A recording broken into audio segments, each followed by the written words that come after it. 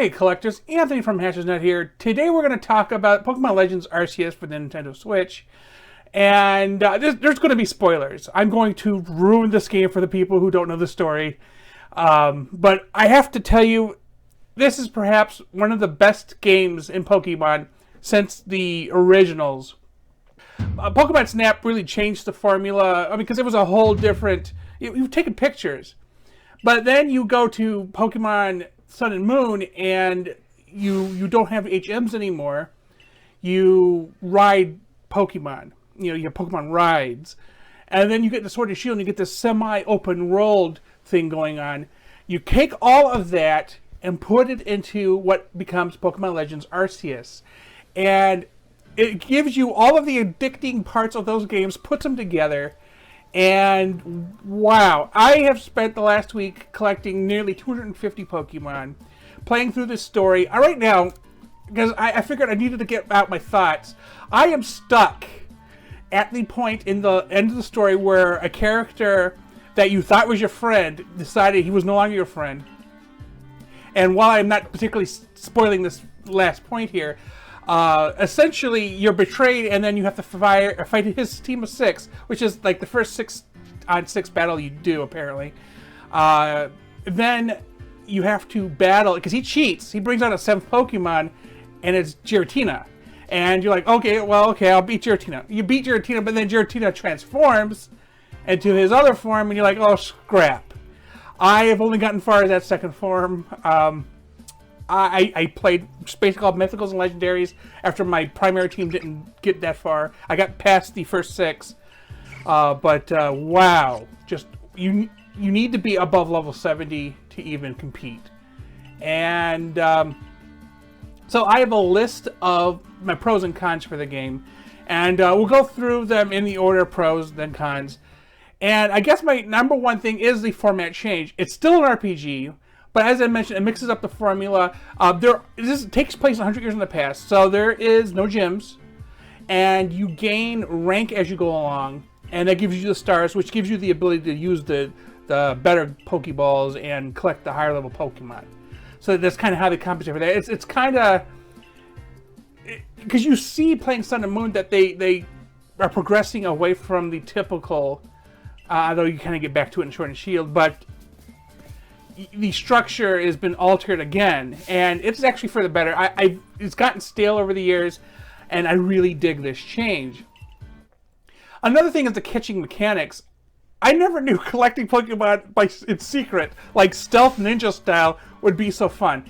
I spend so much time just hiding in the weeds, waiting for a Pokemon to fall asleep or walk away from me, or feed them and eat to catch them. It is, I don't know what it is. It's so different. It is so interesting. You rarely battle in this game, which is fantastic. Because again, it takes place 100 years in the past. So the story is you're one of the first people creating the Pokedex for Sinnoh.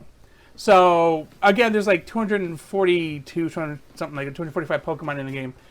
And I don't think that's individually counting all the unknown, because there's 20 in unknown. But it's so much positive change here. Now, the one thing I dread when I do play RPGs is crafting. I hate crafting, especially if it requires you have to eat to survive. Like, you have to feed yourself, and every so often it just gets really annoying if that becomes a thing. That's not the case in this. Crafting is almost entirely for Pokemon, to heal them, or make Pokeballs, or enhance the Pokemon somewhat. So nothing is a requirement as far as crafting is concerned. You can just go to the store and buy everything if you really wanted to. But the way crafting is done is 1, 2, 3, maybe 4 items, depending on what type of item it is. Because like an Ultra Ball would take more items than a Pokeball, And I really think this should be something that continues on in the future. Another thing, now in the last couple of games we had like Megas and Z moves. In this game we have agile and strong battle systems, which add a new layer of strategy. So you can play your normal moves. Let's say the normal move does 100 damage.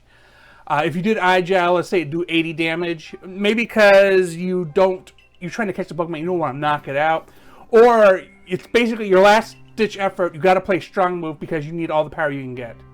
So it adds just this nice layer of strategy I really appreciate. So the other thing we had was Supplementary Evolutions. Now, there's a number of Pokemon. I want to say Graveler, Machop, Hunter. Basically, they need you to play with somebody else, use a link cable. So they have a linking cord that you can get that allows you to do those evolutions. And then there's other evolutions throughout the game that replace other mechanics that just really aren't possible in this game. Although, for this game to take place 100 years ago, I'm like, what is their level of technology? Because like a linking cord sounds like it'd be a little too advanced for them. I don't know. Some things don't sync up with the era in which the game's supposed to take place. But again, it's not Earth. It's a whole different realm. It's a metaverse thing. So I mean, come on. The main player has a smartphone, although technically it's from Arceus, but you know, everybody seems a little less surprised about it than they really should be. I mean, frankly, if it was 100 years ago and I showed somebody a smartphone, they'd be calling me a witch or a warlock. I don't know. Anyway, Exp and Exp Share. Now, Exp Share is on always. You can't turn it off. I actually like that. As, you know, Sword and Shield had it always on. I really appreciate it. Exp, as far as earning it, since you don't typically battle, that isn't the main way of doing things. But you do battle, but you know, again, it's optional for Pokemon interaction. If you catch a Pokemon, your team gets EXP. If you battle a Pokemon, your team gets EXP. If you battle an opponent, your team gets EXP. If you throw your Pokemon out to collect something in the environment, that Pokemon gets EXP. So you can grow the team. I mean, if you have favorites, you can always send out your Turtwig, just keep throwing it out, and it could be the only thing grabbing EXP in the environment. But I mean, any balanced a person who keeps a balanced team would obviously mix it up with whatever Pokemon they're using. Now, HMs are still not a thing, so they haven't been a thing since Sun and Moon, and I really like that. Now, I mean, they're obviously I believe they're a thing in the new Pearl and Diamond games. I haven't gotten that far, so I don't know. I like having just to be able to summon rides, and of course they unlock throughout the game as you need them. And then of course you have to backtrack into the old areas to find secrets you missed the first time. But that is okay. I am okay with that. But then here's where we get into the cons. Jubilife Village is the hub, and I hate the fact that you have to keep returning to it if you want to go to a different area. You can't just go to the map, select the new area, and then just go to it. You always have to return to Jubilife Village. That bothers me because the game doesn't instantly load. It takes upwards of 10 seconds, and then you still got to take another 10 seconds to load into the next area. It annoys me, especially when you're trying to fill out your Pokedex. The overworld map needs more detail. Perhaps when you highlight the areas, it shows these, you know, some like a list of areas within or something. I don't know. Maybe when you go to the world map and then you click on a region, the region expands, and then you get to see the whole map for that region. Or technically, the whole thing is a region, so I guess there's individual areas. But kind of what you get to see when you're in that area, you get to see all those little areas in that area, the sub areas. I don't know. So that annoys me a little bit. Requiring previous games to get bonus stuff, particularly Shaman and Darkrai, which you need to complete your Pokédex. I was forced to buy Shining Pearl just so I can get one of these guys, and then of course I already had Shield, so just to make sure I can do both Darkrai and Shaman. They're done as events, and rather than main missions, but they're basically forcing you to buy another $120 worth of games just to complete your Pokédex. Next thing up is too few Pokemon. There's only about 250 Pokemon in the game, and that's not counting each individual unknown. I'm hoping for DLC like they did for Sword and Shield. I know Sword and Shield are really only going to, I think, something like 450, 600 Pokemon after DLC. I'm not expecting miracles with Arceus. I don't even know how they're going to interact with home. Is it going to be one of those situations where you only can move Pokemon off of it? And I'm honestly, on a pro side, I'm kind of looking forward to the next Legends game. I'm kind of thinking Mercurium and Unova. That would be interesting take. I just see kind of like first off, New York 100 years ago was still kind of a metropolis, so I don't know how they're going to change that for a new Legends game, but we'll see. So the other one is some Pokemon can only be evolved for Pokedex entries, like these starters, for example. Like if you wanted your Turtwig and his other 2 forms to register in the Pokedex, you can catch the Alpha Torterra, there you go. And you'll get the first form and the last form, but then you have to evolve Turtwig to get that middle form. So you got to first make sure you meet the requirements, which I should mention that the Pokemon don't evolve unless you want them to. That gives you time to meet your requirements for the Pokédex. But still, when you only see the first and third forms, and so you basically use your one shot on that Pokemon and you have to evolve it. Because you can find Torterra, Infernape, and Piplup's final form, Empoleon, as alphas in the world, but you cannot find their middle forms. So next up would be, I dislike the control scheme. Just I keep hitting the buttons for the wrong things because I don't like the way the switching is done, and I have to feel around on the D-pad to select rides, and then hit the plus sign to summon them. It feels weird. I don't. I mean, obviously, if you're using certain controllers, you can change them in the Switch's options. But I don't have a controller on which it will allow me to do that. I usually, like, how do I put this? ZR, Yeah, ZR throws Pokeballs and items. That's, some of your Pokemon.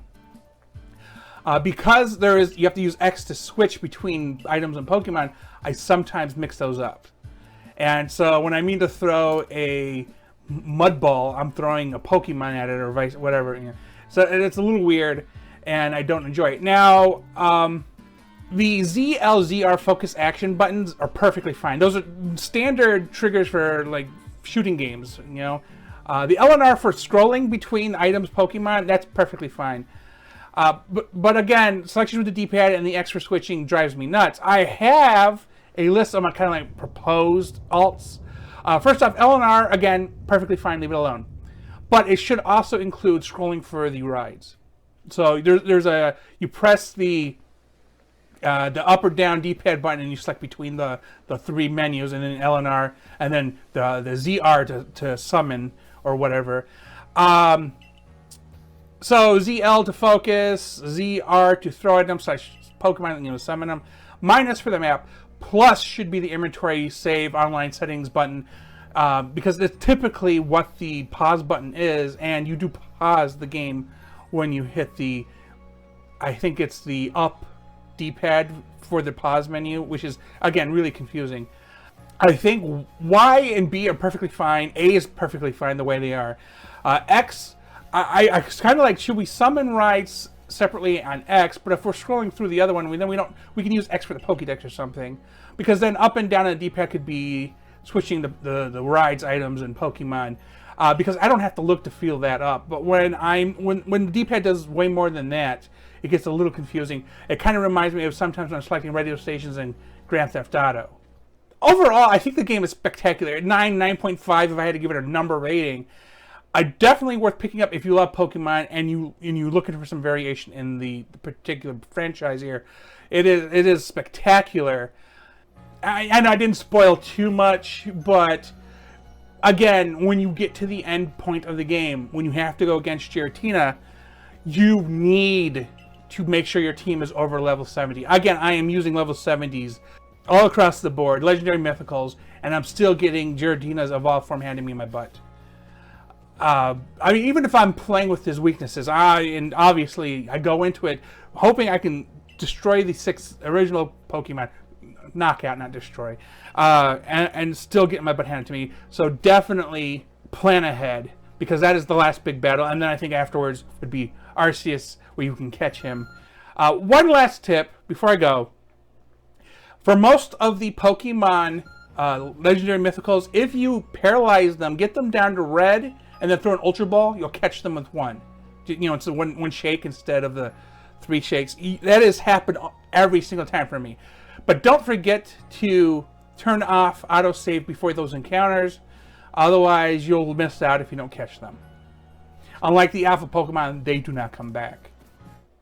Anyways, thanks for watching. Let me know what your starter Pokemon was. Was it Piplup? Was it Cyndaquil? Or was it Turtwig? And how far have you gotten in the game? Thanks for watching. Please remember to like and subscribe.